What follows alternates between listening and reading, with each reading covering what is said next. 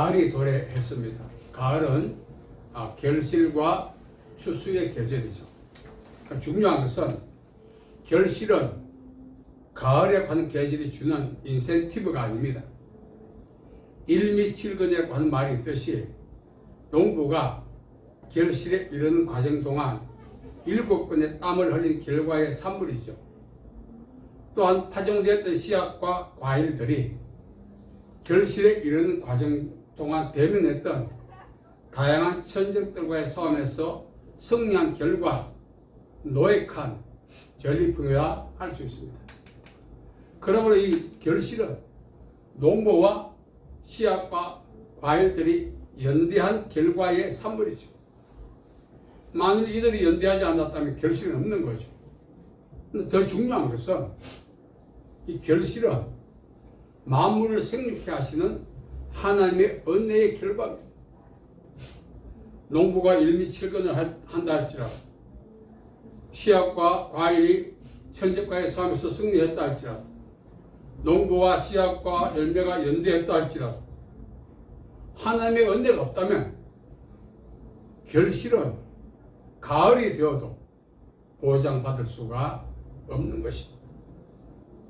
하나님께서 허락지 않으면 가을이 되어도 결실은 우리에게 없다는 거죠. 그래서 농부가 한 톨의 곡식, 한 개의 과일, 내가 지난 시간에 그렇게 일미칠근 했는데도 수확할 수 있는 양이 고작 한 톨의 곡식이냐 한 개의 열매냐 푸념해서 안 됩니다. 왜냐하면 자신을 추수 현장에 투입하게 하신 하나님의 은혜 때문에 감사해야 합니다. 사람들의 특성이 무엇입니까? 눈에 연출되고 있는 가시적 현상 때문에 감사합니다. 그러나 우리는 눈에 연출된 가시적 현상이 아니다 할지라도 나를 오늘 추수 현장에 투입시키신 하나님의 은혜 때문에 감사하는 그 감사야말로 진정으로 복된 감사인 것입니다. 우리가 왜 가시적 현상에 의해서 감사가 좌우되지 않아야 되는가 하면은 요한일서 2장 17절에 보면 이 세상도 그 정욕도 다 지나갑니다. 무슨 뜻입니까? 우리가 만족의 기준으로 삼으려고 하는 가시적 현상들이 어떤 다양한 상황과 원인에 의해서 축소되거나 소멸될 수 있다 그런 뜻입니다. 그렇기 때문에 우리는 목전에 연출된 우리에게 만족을 주는 그 가시적 현상 때문에 감사하는 그런 습성은 우리가 버릴 필요가 있습니다. 그러면 진정한 감사의 동력은 무엇인가? 잠언 18장 20절에 이렇게 말합니다. 사람은 입에서 나오는 열매로 말미암아 배부르게 되나니 곧 그의 입술에서 나오는 것으로 말미암아 만족하게 된다. 우리를 진정으로 만족하게 하는 것은 우리 입술에서 발설되는 감사라는 것입니다. 말이라는 것입니다. 이 말은 운명을 바꿉니다. 삶의 질만 상승시킨 것이 아닙니다. 운명을 바꿉니다. 예수님 앞에 술을 보니까 여인이 나왔습니다.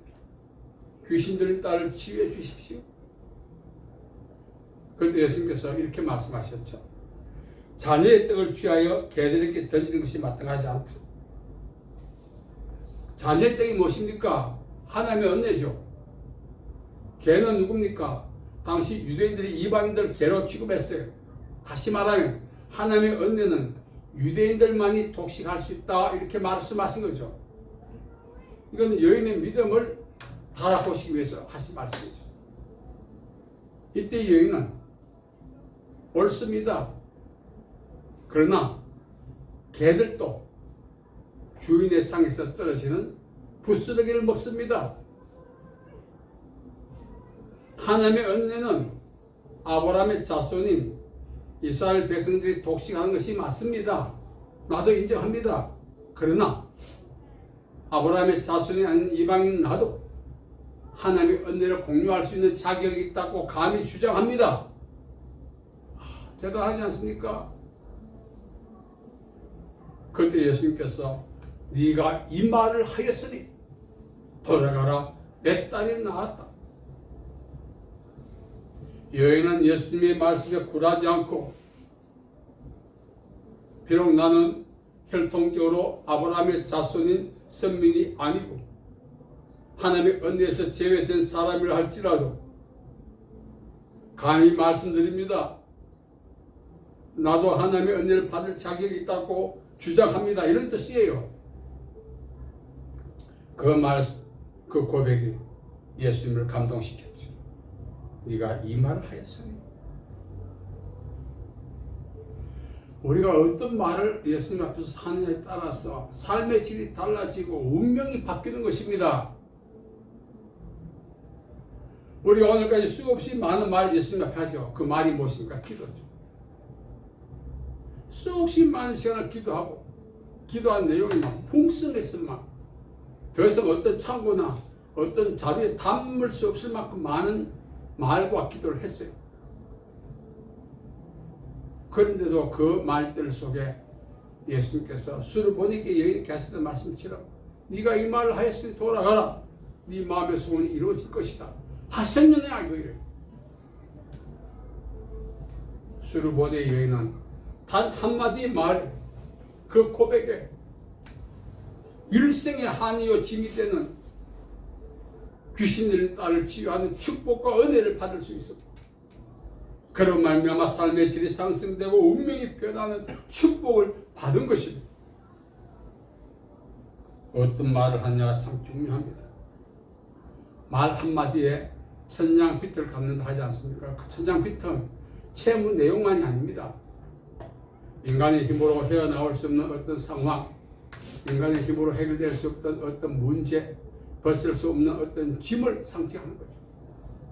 말 한마디 잘하면 그것이 해결된다는 뜻입니다. 그 대표적 사람이 바로 수르보니게 여인인 것입니다. 주여 올소이다만 개들도 주인의 상에서 떨어지는 부스러기를 먹습니다. 여러분, 왜 우리의 운명이 변하지 않고 이 제자의 건배식으로 살아갈까요? 마치 오두막에 걸린 연처럼. 우리가 지금까지 발설했던 기도와 말들 속에 예수님께서 술을 보내기 여인께 하셨던 그 동일한 말씀을 하신 것이 있다면 삶의 질이 변하고 운명이 변했을 텐데, 우리의 삶이 변하지 않고 운명이 변하지 않는 것은 예수님께서 오늘까지 우리가 발설했던 그 기도와 말 속에 예수님을 감동시킨 술보니 여인 같은 그 말을 우리가 고백하지 못했다는 것입니다. 결국 우리의 삶의 질이 상승되지 못하고 운명이 변하지 않는 것은 누구 책임이에요? 수많은 말을 했지만 우리말로 영양가 없는 말을 우리가 했던 것입니다. 그렇다면 예수님은 우리가 어떤 말을 원하실까? 10명의 문둥이가 이제 고침을 받았습니다. 10명의 문둥이가. 그리고 가다가 나왔어요. 그 중에 한 사람은 예수님께 돌아왔는데 그 사람이 사마리아 사람, 9명 유대인들, 하나님을 잘 아는 사람들이었어요. 그런데도 감사할 줄 몰랐어요. 당연하게 생각한 거죠. 그런데 사마리아 사람은 예수님께 돌아와서 감사하고 하나님께 영광을 돌렸어요. 그때 예수님께서 하신 말씀이 있죠. 10사람이 다 깨끗함을 받지 않았느냐? 안 보고도 아시오. 치유를 선포하셨으니까. 그 9은 어디 갔느냐? 여기서 예수님께서 그 9은 어디 갔느냐? 이 말씀 무슨 뜻입니까? 감사가 실종된 시대, 감사가 종료된 언어에 대해서 한탄하시는 거예요.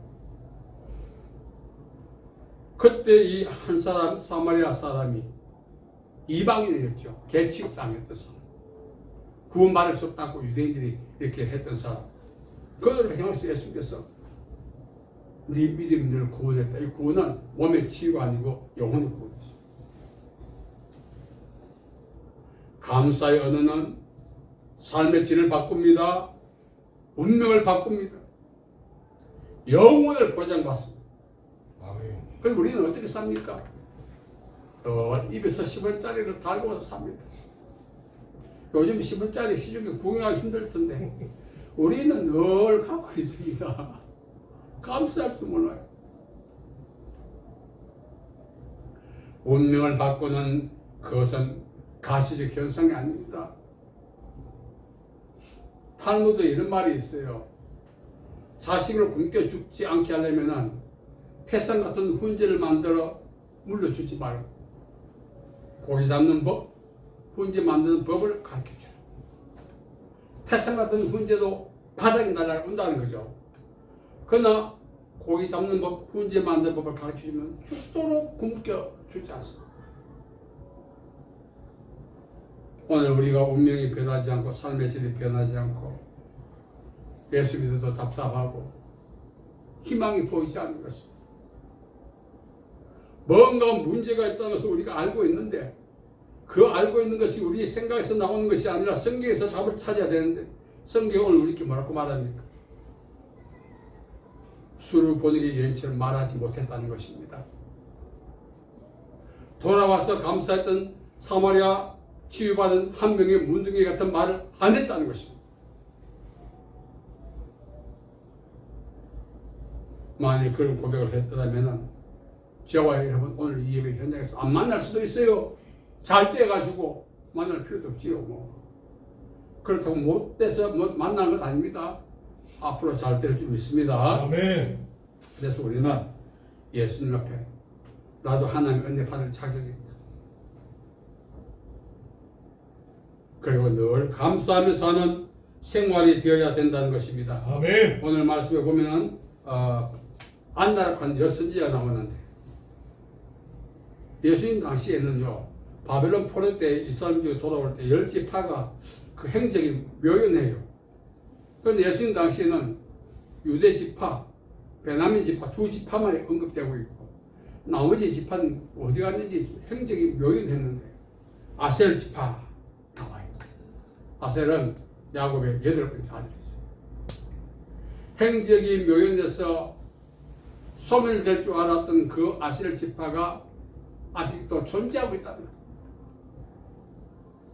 그 아셀 지파를 당시 이끌었던 리더였던 바누엘 딸 안나가 나오는데 안나가 결혼하고 7년 동안 남편하고 살다가 보통 유대인은 13세, 17세 때 결혼한대요. 살다가 남편과 사별하고 오늘까지 지내왔는데 84세가 되었다 이렇게 말합니다.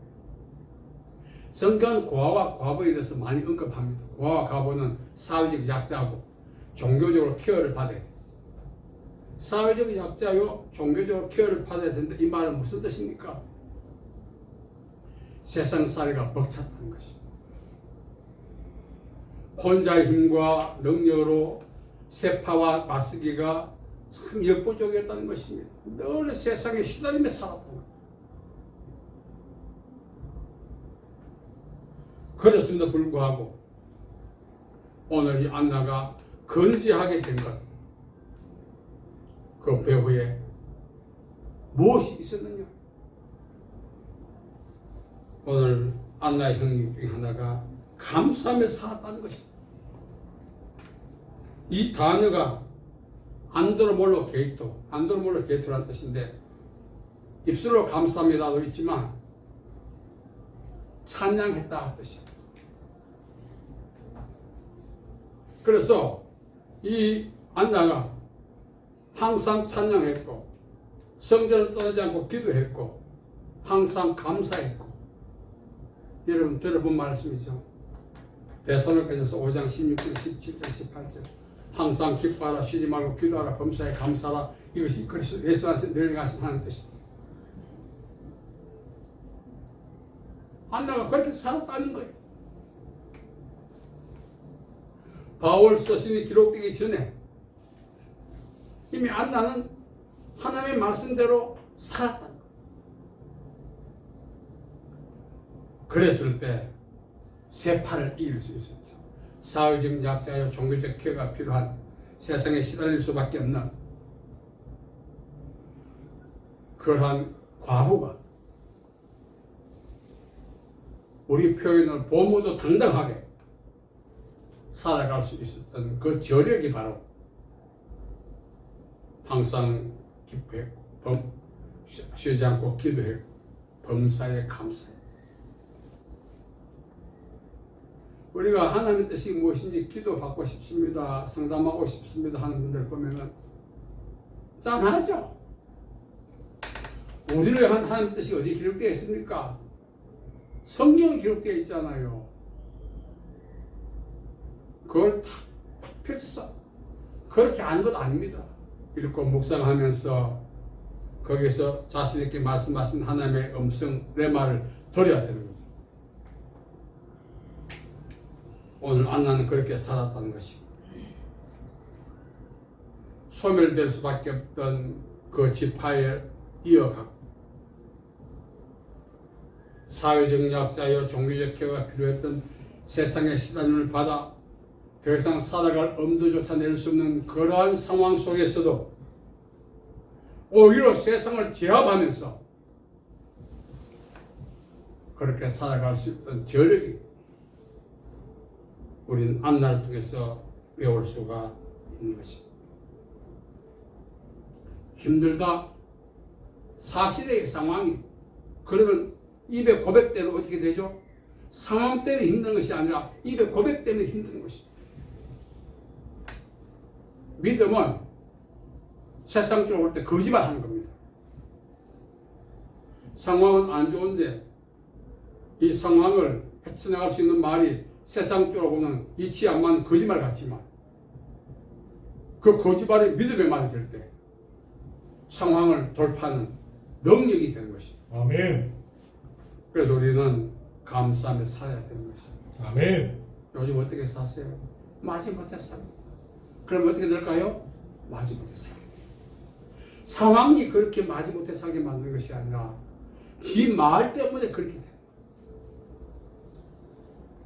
주여 나도 하나님의 은혜를 공유할 자격이 있습니다. 감히 그리고 고침받고 돌아와서 하나님께 감사했던 치유받은 사마리아서 오늘 예수님이 우리에게 실종된 언어를 찾아서 회복하고 고백하는 삶의 질이 변하고 운명이 변하고 세상을 이기는 삶을 살게 된다고 말하고 있습니다. 아멘. 히브리서 10장 38절에 보면은 세상에 감당하지 못했다 그런 내용이 나옵니다. 그래서 제가 어느 아시는 목사님이 세감교회라고 이름을 지었어요. 지금은 다 이름 바꿨는데 그래서 제가 세상을 감동시키는 교회, 감당하지 못하는 교회 했더니 자기는 세상을 감동시키는 교회 좀 엇박자 나더라고요. 우리가 살아가면서 지금까지 세상에 시달리고 생각해보세요. 안 억울합니까? 만약에 그 개라면 몽둥이 들고 죽을 때까지 쫓아가 패주고 싶지 않습니까? 세상을 이기는 힘은 우리의 입술의 고백이 있습니다. 사람이 마음으로 믿어 의에 이르고 입으로 신하여 구원에 이른다 했어요. 아멘. 저도 오늘까지 살아가면서 부정적인 말을 많이 했습니다. 그 부정적인 말은 틀린 게 아니에요. 사실을 표현했으니까. 그래서 몇 개나마 깨달았습니다. 사실을 표현한 자는 사실에 의해서 희생당하지만 그 사실을 믿음으로 고백할 때는 사실에 희생당하지 않고 믿음으로 승리한다는 것을 이제 깨닫는 거예요. 지난 세월이 너무 아까워 죽겠어요.